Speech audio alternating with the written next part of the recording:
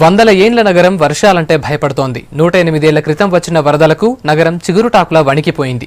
మూసీ నది ఉగ్రరూపం దాల్చి నగరాన్ని ఊడ్చుకుపోయింది. అలాగే వారం క్రితం కురిసిన వర్షాలకు లోతట్టు ప్రాంతాలు తల్లడిల్లాయి.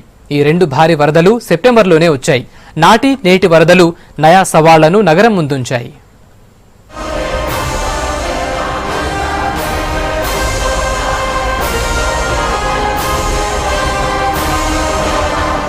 నూట 8 ఏళ్ల కింద ఇదే నెల ఇదే తేదీన హైదరాబాద్ నగరం వణికిపోయింది. కుండపోతగా కురిసిన వర్షానికి బెంబేలెత్తిపోయింది. వరద ఉధృతికి మూసీపై ఉన్న వంతెన గల్లంతైంది.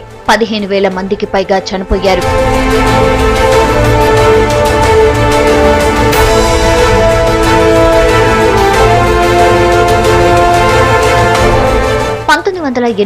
సెప్టెంబర్ 26న చిన్న జల్లులతో స్టార్ట్ అయిన వర్షం 28 నాటికి పెరిగిపోయింది. నగరానికి పైన ఉన్న చెరువులు, కుంటలు తెగిపోయాయి. మూసీకి 60 అడుగుల ఎత్తున వచ్చిన వరద నగరాన్ని ముంచెత్తింది. ఆ జల విలయం నగరానికి ఓ పాఠం నేర్పింది. పాలకులు దాన్ని గుర్తించారు. నష్ట నివారణ చర్యలు తీసుకున్నారు. వరదలతో తేరుకున్న నిజాం పాలకులు నగరానికి బయట జంట జలాశయాలను నిర్మించారు. ముందు చూపుతో తీసుకున్న చర్యలతో వరద నివారణ జరిగింది.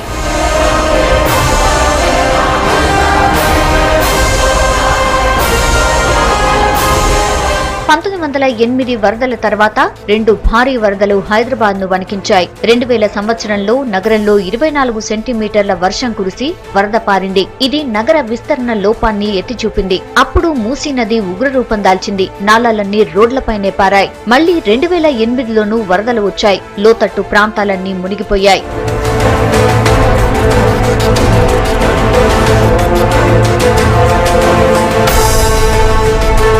వారం రోజుల క్రితం కూడా 16 సెంటీమీటర్ల వర్షం కురిసింది. చెరువులకు గండ్లు పడి వరద ఏరులై పారింది. వందల కాలనీలు వరదల్లో చిక్కుకున్నాయి. వారం రోజుల పాటు వరద నీటిలోనే ఉన్నాయి. ఫ్లడ్స్ తో సెల్లార్లు చెరువులయ్యాయి. దారులన్నీ మూసుకుపోయాయి. జనజీవనం స్తంభించిపోయింది. ఎన్క్రోచ్మెంట్స్, నాలాలల్లా, లేక్స్ లల్లా వాటిలల్లా తీసేయకపోతే మళ్ళీ ఫ్లడ్స్ వస్తాయి.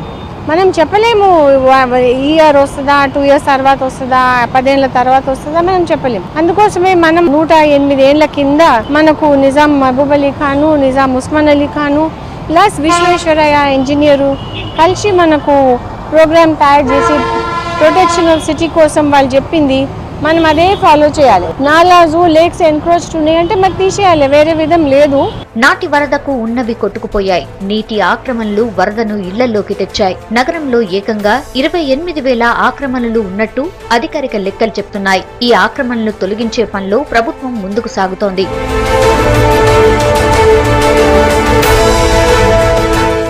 1908 వరదల నుంచి నగరం తేరుకోవడానికి చాలా టైం పట్టింది. కానీ ఇప్పటి వరదల నుంచి రోజుల వ్యవధిలోనే తేరుకుంది. ఆధునిక టెక్నాలజీ, ఆధునిక వ్యవస్థలే ఇందుకు కారణం. జనం స్పందన మరో కారణం. అప్పట్లో మనీ మ్యాటర్ కాదు, కానీ ఇప్పుడు నగర జీవితానికే మనీయే అసలు మ్యాటర్. కాలంతో పోటీ పడే జనాలను వరదలు అతలాకుతలం చేస్తున్నాయి.